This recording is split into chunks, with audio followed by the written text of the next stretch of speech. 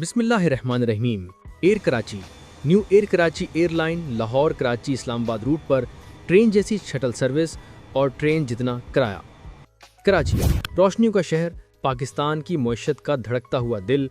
ये वो शहर है जो पूरे मुल्क को पालता है, जहाँ की बंदरगाह से तिजारत का 60% हिस्सा गुजरता है। लेकिन नवंबर 2025 तक इस अजीम शहर के उफक पर एक अजीब सा ख्याल मौजूद था। इस शहर के नाम से मंसूब इसकी अपनी शनाख्त रखने वाली कोई बड़ी एयरलाइन फिजाओं में मौजूद नहीं थी।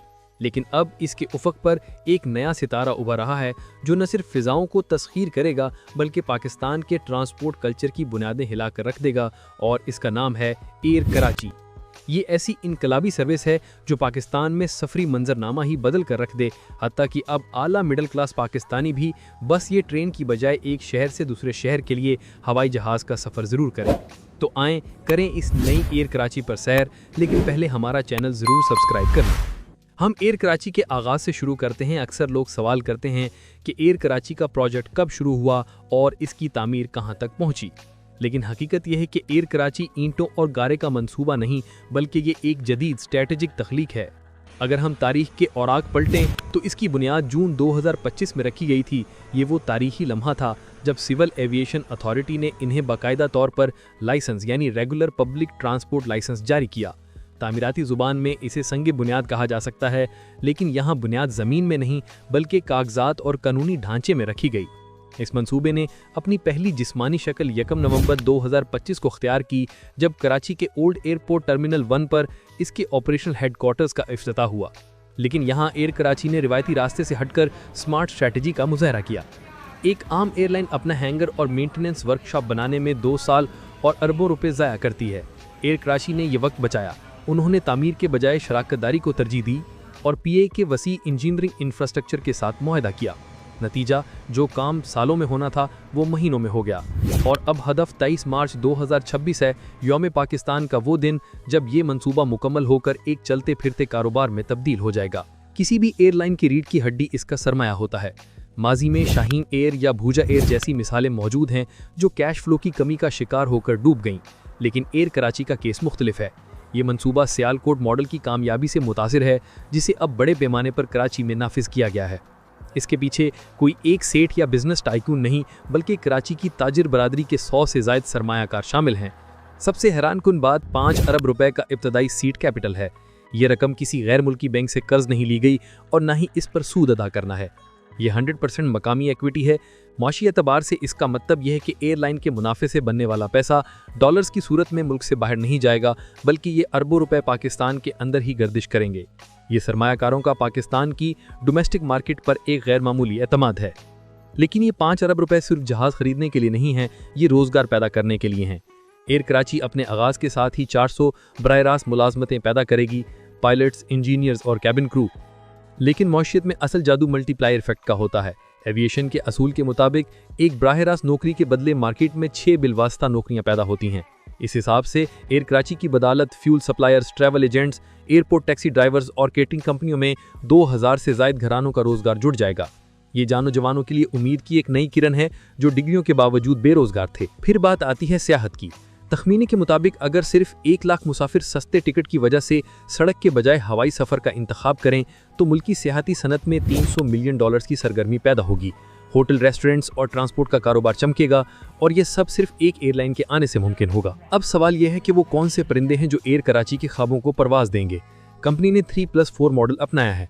आगाज़ 3 तैयारों से होगा ताकि लाइसेंस की शराइत पूरी हों, लेकिन पहले साल ही 4 मजीद तैयारे शामिल करके बेड़े को 7 तक बढ़ाया जाएगा।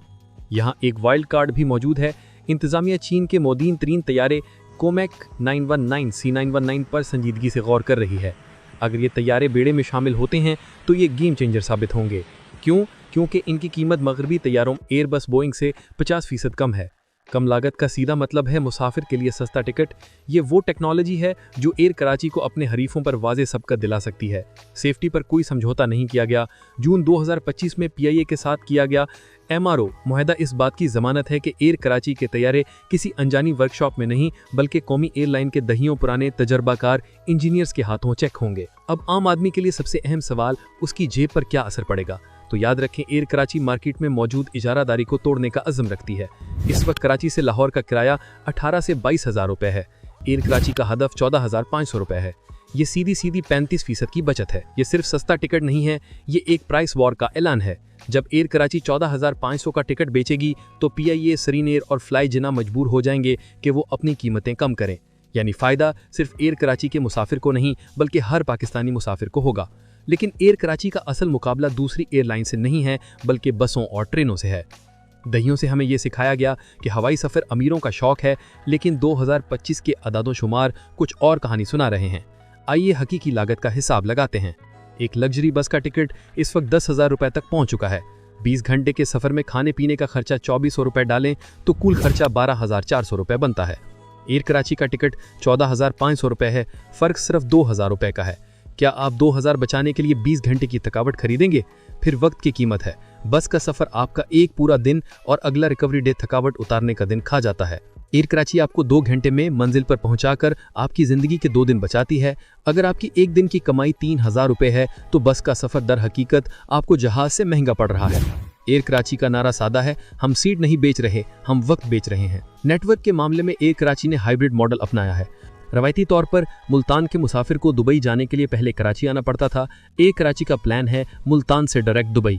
इससे मुसाफिर के 4 घंटे बचेंगे और कनेक्टिंग फ्लाइट का झंझट खत्म हो जाएगा। एयर कराची का मकसद इन मेहनत कशों को सस्ता टिकट फराहम करना है जो फिलहाल गैर मुल्की एयरलाइंस की इजारादारी का शिकार हैं। जब एयर कराची टिकट डॉलर्स और दिरहम में बेचेगी तो मुल्क में ज़र मुबादला आएगा जो नेशनल मईशत के लिए ऑक्सीजन का काम करेगा। और आखिर में सर्विस। एयर कराची खुद को डिजिटल फर्स्ट एयरलाइन कहती है। रवायती चेक इन काउंटर्स की लंबी कतारों को खत्म करने के लिए जीरो क्यू मॉडल लाया जा रहा है। मुसाफिर घर से मोबाइल बोर्डिंग पास लेकर सीधा गेट पर जा सकेंगे, जिससे एयरपोर्ट पर 45 मिनट की बचत होगी। वक्त की पाबंदी का म्यार जीरो डिपार्चर रखा गया है, यानी जहाज ठीक उसी मिनट पर चलेगा जो टिकट पर लिखा है। पुराने तैयारों की तकनीकी खराबियों और ताखीर के कल्चर को खत्म करने के लिए एयर कराची का नया बेड़ा तैयार है।